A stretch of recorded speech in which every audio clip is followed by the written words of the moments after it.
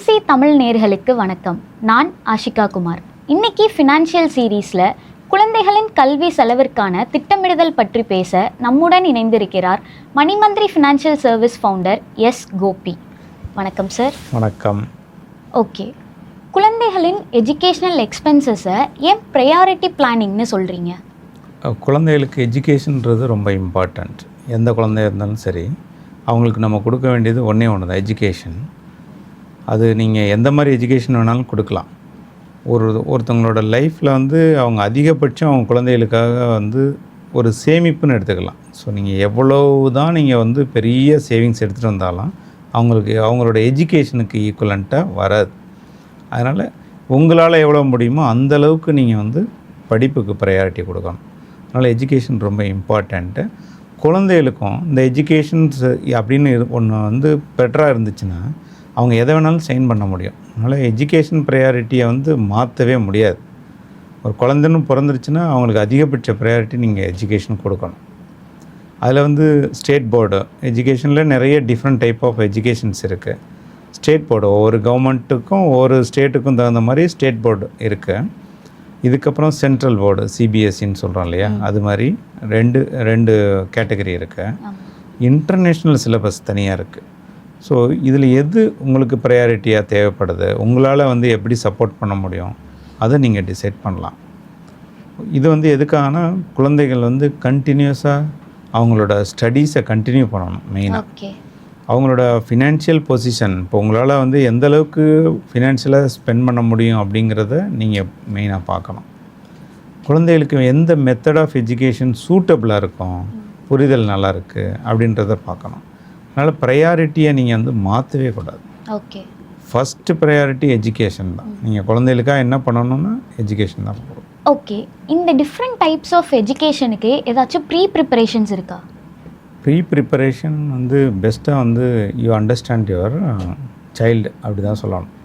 ஒரு குழந்தை பிறந்தோடனே அவங்க என்ன மாதிரி நேச்சரில் இருக்காங்க, என்ன கெப்பாசிட்டி இருக்குது, அதெல்லாம் ஒரு பேரண்ட்ஸாக நம்ம பார்ப்போம். அதை வளர்க்கும் போதே அவங்க எஜுகேஷன் அப்படின்னு பார்க்கும்போது அந்த குழந்தைக்கு எந்த அளவுக்கு சூட்டபிலிட்டி இருக்குதுன்னு பார்க்கணும். ஸோ சூட்டபிலிட்டினா நீங்கள் உங்களோட சூழ்நிலையும் உங்களோட எஜுகேஷனில் எக்ஸ்பெக்டட் எஜுகேஷன் சூழ்நிலையும் ஒத்து போகுதான்னு பார்க்கணும். ஸோ ஒவ்வொரு குழந்தைக்கும் ஒரு டைப் ஆஃப் புரிதல் இருக்கும். ஸோ சில பேர் ரொம்ப குயிக் லேர்னராக இருப்பாங்க, எல்லாத்தையும் அக்செப்ட் பண்ணிவிடுவாங்க. பட் அது மாதிரி எல்லாருமே இருக்க மாட்டாங்க. ஸோ உங்கள் ஃபேமிலியில் இருக்க மாதிரி உங்கள் குழந்தைகள் அப்படி வரலைன்னா நீங்கள் அதுக்கு தகுந்த மாதிரி எஜுகேஷன் சிஸ்டத்தை முன்னாடியே ஐடென்டிஃபை பண்ணி வைக்கணும். ஸோ எந்த மாதிரி எஜுகேஷன் சிஸ்டம் நம்ம குழந்தைக்கு சூட் ஆகும். ஸோ நீங்கள் உங்களுக்கு வீட்டுக்கு பக்கத்தில் எனக்கு இன்டர்நேஷ்னல் ஸ்கூல் இருக்குது அப்படின்னு போடக்கூடாது. இந்த எஜுகேஷன் சிஸ்டமை நம்ம குழந்தை சைல்டு எந்த அளவுக்கு அக்செப்ட் பண்ணுவாங்க அப்படின்றத நீங்கள் மெயினாக பார்க்கணும். அப்போ நீங்கள் முன்னாடி வளர்க்கும் போதே ப்ரீ பிளான்டாக இந்த எஜுகேஷன் சிஸ்டம் தான் சரியாக இருக்கும், இது எங்கே இருக்குது ஸ்கூலு, நியரஸ்ட்டாக டிஸ்டன்ஸில் இருக்கா, இது நம்ம நம்ம சூழ்நிலைக்கு இது கரெக்டாக வருதா, நம்ம ஃபேமிலி பேக்ரவுண்டுக்கு இதை செட் பண்ண முடியுமா, அது ரொம்ப நீங்கள் முக்கியமாக கவனிக்கணும். ஸோ உடனுக்குடன் முடிவெடுத்துடக்கூடாது. குழந்தைகளோட எஜுகேஷனல் சேஞ்சஸ்லாம் சில பேர் அவங்களோட எம்ப்ளாய்மெண்ட் ஷிஃப்டிங்க்காக டக்குன்னு ஒரு ஸ்கூல் பார்ப்பாங்க, கிடைச்ச உடனே போட்டுருவாங்க. அதை முன்னாடியே நீங்கள் பிளான் பண்ணணும். எங்கே என்ன மாதிரி ஸ்கூல்ஸ் இருக்குது, இதே எஜுகேஷன் சிஸ்டம் அங்கே ஃபாலோ பண்ணுவாங்களா, நம்ம குழந்தை இந்த சேஞ்சஸில் கரெக்டாக வருமா, உடனே சேஞ்சஸ் பண்ணணுமா, ஒரு அகாடமிக் தள்ளி போகலாமா, இதெல்லாம் நீங்கள் ரொம்ப ப்ரையாரிட்டியாக பார்க்கணும். டக்குன்னு சேஞ்ச் பண்ணிடக்கூடாது. முக்கியமாக நீங்கள் பார்க்க வேண்டியது உங்களோட ஃபினான்ஷியல் கெப்பாசிட்டி. ஸோ நெக்ஸ்ட் இயருக்கோ இல்லை அதுக்கு அடுத்த வருஷமோ உங்களுக்கு அடுத்தடுத்த ஃபீஸஸ் வரும், நீங்கள் அதை தவிர்க்கவே முடியாது. ஸோ உங்களோட ஃபினான்ஷியல் கெப்பாசிட்டிக்கு எந்த மாதிரி எஜுகேஷன் சிஸ்டமில் போடலாம், இது எதுக்கான அவங்களுக்கு ஒரு தொடர்ச்சியான கல்வி கண்டினியூஷன் ஆகணும்னா ஃபினான்ஷியல் கெப்பாசிட்டியை நீங்கள் ஸ்ட்ராங்காக வச்சுக்கணும். இதில் ஃபீஸ் மட்டும் இல்லை, அடிஷ்னல் எக்ஸ்பென்சஸும் வரும். அதனால் you have to pre plan. So எவ்வளோ நம்ம பட்ஜெட் பண்ணினா இந்த எஜுகேஷனில் சப்போர்ட் பண்ணி குழந்தைய நம்ம பெட்டர் எஜுகேஷன் கொண்டு வர முடியும் அப்படின்னு நீங்கள் பார்க்க முடியும். அதனால் முக்கியமாக ஃபீஸ் அண்ட் எக்ஸ்பெண்டிச்சரை ப்ரீ பிளானாக பண்ணி வைக்கணும். ஓகே, ஃபீஸஸ் அண்ட் அதர் எக்ஸ்பென்சஸை ஏன் முன்கூட்டியே சேமிக்கணும்? இப்போ குழந்தையோட எஜுகேஷனுக்கு ஃபீஸ் மட்டும் ஆட் ஆகிறது இல்லை, அதர் எக்ஸ்பெண்டிச்சர் ஒரு முக்கியமான கொஸ்டின்னு. அதர் எக்ஸ்பெண்டிச்சர்னால் ஜஸ்ட்டு குழந்தைக்கு ஸ்கூலில் ஃபீஸ் கட்டுறோம், மேக்ஸிமம் டியூஷன் ஓடுறோம், அதர் ஸ்கில்ஸுக்கு நம்ம செலவு பண்ணுறோம், ஸ்போர்ட்ஸு, சம் ரிசர்ச் அதெல்லாமே பண்ணிகிட்டே இருப்போம். இதில் வந்து மெடிக்கல் பார்ட்டை விட்டுருங்க, எக்ஸ்பெண்டிச்சர் அது வந்து ஷுவர் எக்ஸ்பென்சஸ் அப்படின்றதுலாம் கிடையாது. பட் எஜுகேஷனை பொறுத்த வரைக்கும் எஜுகேஷ்னல் ஸ்கூல் ஃபீஸு, உங்களுக்கு ஜென்ரலாக வெளியில் கொடுக்குற அந்த டியூஷன் ஃபீஸு, ஸ்கில் டெவலப்மெண்ட்ஸுக்கு, ஸ்போர்ட்ஸ் ஃபீஸு, இதெல்லாமே குழந்தைகளுக்கு நம்ம கொடுத்துட்டே இருப்போம். டிரான்ஸ்போர்ட் முக்கியமாக பார்ப்போம். இது வந்து உங்களோட ஸ்கூல் ஃபீஸை விட அதிகமாக இருக்கும். இதுக்கு ஒரு டைம் ஸ்பெண்ட் பண்ணுற மாதிரி இருக்கும். அப்போது நீங்கள் வந்து ஸ்கூல் ஃபீஸ் தான் இவ்வளோ தான் வருது, ஒரு 50,000 வருது, 70,000 வருது, 20,000 வருதுன்ட்டு எல்லோரும் ஒரு பிளான் பண்ணாமல் அப்போ பார்த்துக்கிறலாம் அப்படின்னு விட்டுருவாங்க. இது என்ன அந்த ஸ்டேஜில் வரும்போது மற்ற கமிட்மெண்ட்டுக்கு பண்ண வேண்டிய செலவுகளெல்லாம் கம்மி பண்ணி ஸ்கூல் ஃபீஸை கட்டிடுவாங்க. ஓகே. ஸோ ஸ்கூல் ஃபீஸ் கட்டிட்டாங்கன்னா அது முடிஞ்சிறது கிடையாது. மற்ற கமிட்மெண்ட் எல்லாமே ஒரு 2-3 மந்த்ஸுக்கு அது ஷேக் ஆகும். ஸோ அதை மறுபடியும் அதை மேனேஜ் பண்ணுவாங்க. அப்போது உங்களோட ஃபினான்ஷியல் ஸ்டெபிலிட்டி வந்து கரெக்டாகவே இருக்காது. ஸ்கூல் ஃபீஸு கண்டிப்பாக வரப்போகுது.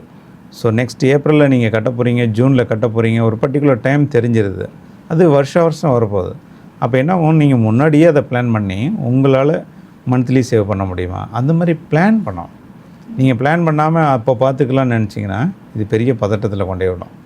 ஸோ என்ன ஆகும், உங்களோட ஃபினான்ஷியல் ஸ்டெபிலிட்டி வந்து நீங்கள் கரெக்டாக வச்சுக்கலன்னா இதை வெளியில் சொல்ல முடியாது. அந்த டைமில் ஒரு பதட்டமான சூழ்நிலைக்கு எடுத்துகிட்டு போயிடும். இது குழந்தைகளோட எஜுகேஷனை கண்டினியூ பண்ணுறதுக்கு அந்த டேட்டில் நீங்கள் ஃபீஸ் தயார் பண்ணி கட்ட முடியலன்னு வச்சுக்கோங்க, அது குழந்தைகளுக்கும் சங்கடமாக இருக்கும், பேரண்ட்ஸுக்கும் வந்து ஒரு பதட்டமான சூழ்நிலை ஏற்படுத்தும். சில டைமில் அன்எக்ஸ்பெக்டடாக வந்து ஸ்கூல் சேஞ்சஸ்லாம் பண்ண ஆரம்பிச்சிடுறாங்க. ஸோ அதெல்லாம் பண்ணக்கூடாது. அது இப்போ என்ன பண்ணணும், உங்களுக்கு வந்து ஒரு காஸ்ட்டு எவ்வளோன்னு தெரிஞ்சதோ அதை ஏர்லியராக நீங்கள் பிளான் பண்ணிட்டீங்கன்னா இந்த எஜுகேஷன் வந்து எவ்வளோ ப்ரையாரிட்டி கொடுக்கணுங்கிறத இம்பார்ட்டன்ஸோடு நீங்கள் அதை எடுத்துகிட்டு போக முடியும். Okay, last question sir. எது மாதிரியான சேமிப்புகள் ஃபீஸ் எக்ஸ்பென்சஸ்க்கு போதுமானதாக இருக்கும்? இந்த ஃபீஸ் அண்ட் எக்ஸ்பெண்டிச்சர் நமக்கு தெரிஞ்ச முறையிலே நம்ம இன்வெஸ்ட் பண்ணலாம். இதுக்கு முன்னாடி நம்ம என்ன பண்ணுவோம், மாதம் ஒரு ஃபண்டை எடுத்து வச்சுருப்போம், கேஷாகவே வச்சுருப்பாங்க. இப்போ நிறைய ஆப்பர்ச்சுனிட்டிஸ் இருக்குது. ஸோ நீங்கள் கேஷாக எடுத்து வச்சுருக்கனால அது பாதுகாப்பாக இருக்குமா அப்படின்றது சொல்ல முடியாது. நீங்கள் மந்த் ஆன் மந்த்து சேவ் பண்ணுறது, மாதாந்திர சேமிப்பு வந்து பொருத்தமாக இருக்கும் இந்த ஃபீஸ் அண்ட் எக்ஸ்பெண்டிச்சருக்கு. இதில் வந்து பேங்க்கில் நமக்கு தெரிஞ்ச முறைகள் ஆர்டி இருக்குது, ரெக்கரிங் டெபாசிட்ஸ். நீங்கள் எவ்ரி 12 மந்த்ஸ்க்கு போட்டிங்கன்னா ஒன்ஸ் 12 மந்த்ஸ் நீங்கள் எடுத்து ஃபீஸ் கட்டலாம், திருப்பி மறுபடியும் அதை கண்டினியூ பண்ணலாம். ஸோ எவ்ரி இயர் ஃபீஸோட டிஃப்ரென்ஸுக்கு தகுந்த மாதிரி நீங்கள் ஆர்டியை சேஞ்ச் பண்ணிக்க முடியும். அதில் பெரிய நெகட்டிவோ பாசிட்டிவ் எதுவுமே கிடையாது. ஒரு மினிமம் இன்ட்ரெஸ்ட் இருக்குது. So that is best way. அது இப்போ இன்வெஸ்ட்மெண்ட் மெத்தட்ஸ் நிறைய வந்துருச்சு. சிட்லாம் போட்டுக்கிட்டு இருந்தாங்க முன்னாடி, ஸ்மால் சிட்லாம் இருக்கும். பட் அது அட்வைசபிளே கிடையாது. அந்த இன்வெஸ்ட்மெண்ட்ஸ் கான்செப்டே அட்வைசபிள் கிடையாது. Liquid fund, mutual fund investments மாதிரி லிக்விட் ஃபண்ட்ஸ் இருக்குது. அதில் எந்த ரிஸ்க்கும் கிடையாது. ஸோ அதில் பண்ணலாம். ஸோ அது இல்லாமல் வந்து ஆர்பிட்ரேஜ் ஃபண்ட்ஸ்லாம் சொல்லுவாங்க. இதிலலாம் எந்த ரிஸ்க்கும் கிடையாது. நீங்கள் 12 மந்த்ஸில் இன்வெஸ்ட் பண்ணி எடுத்துக்கிறதுக்கு அதில் ஒரு மினிமம் போர்ஷன் உங்களுக்கு க்ரோத் இருக்குது. இப்போ கரண்ட் பொசிஷனில் பார்த்திங்கன்னா ஒரு 5 to 7% ஆனுவலாக கிடைக்கும். ஸோ அந்த மாதிரி இன்வெஸ்ட்மெண்ட்ஸ் வந்து மார்க்கெட்னால சேஞ்சஸ் வராது. உங்களோட ஃபிக்ஸட் கமிட்மெண்ட்ஸில் நீங்கள் எவ்வளோ அமௌண்ட் போடுறீங்களோ அது மினிமம் இருக்கும். ஸோ அதெல்லாம் கமிட்மெண்ட்டுக்கு கரெக்டாக உள்ள இன்வெஸ்ட்மெண்ட் ஆப்பர்ச்சுனிட்டி. இதெல்லாம் ஆனுவலாக ஸ்கூல் கோயிங் சில்ட்ரன்ஸுக்கு கரெக்டாக இருக்கும். ஹையர் ஸ்டடீஸுக்கு நான் எப்படி 12 மந்த்ஸாக இன்வெஸ்ட் பண்ண முடியும்? அப்போது நீங்கள் என்ன பண்ணணும், ஹையர் ஸ்டடீஸ்னால் வந்து ஒரு காஸ்ட் வந்து அதிகமாக இருக்கும்.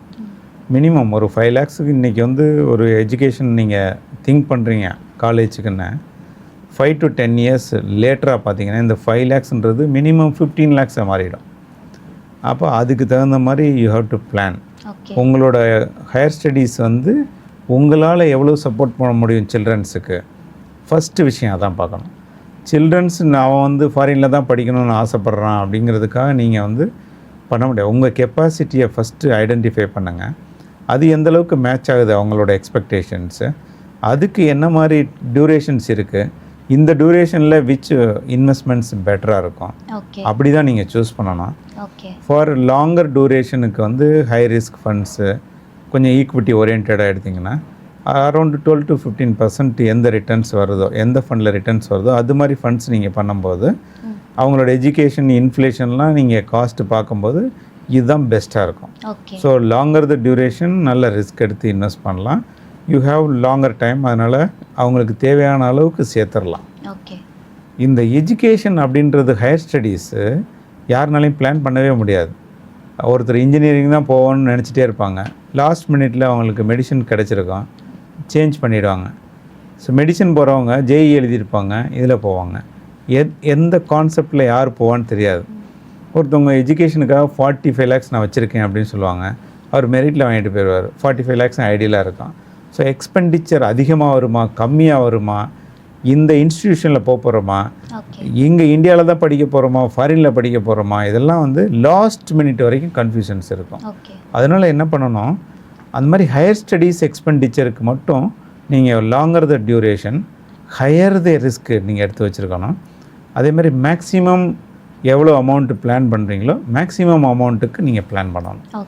ஸோ எக்ஸ்பெண்டிச்சர் வரலன்னு என்ன ஆக போகுது, தட் இஸ் யுவர் சேவிங்ஸ். அதை நீங்கள் வேறு கான்செப்ட்டுக்கு யூஸ் பண்ணிக்கலாம்.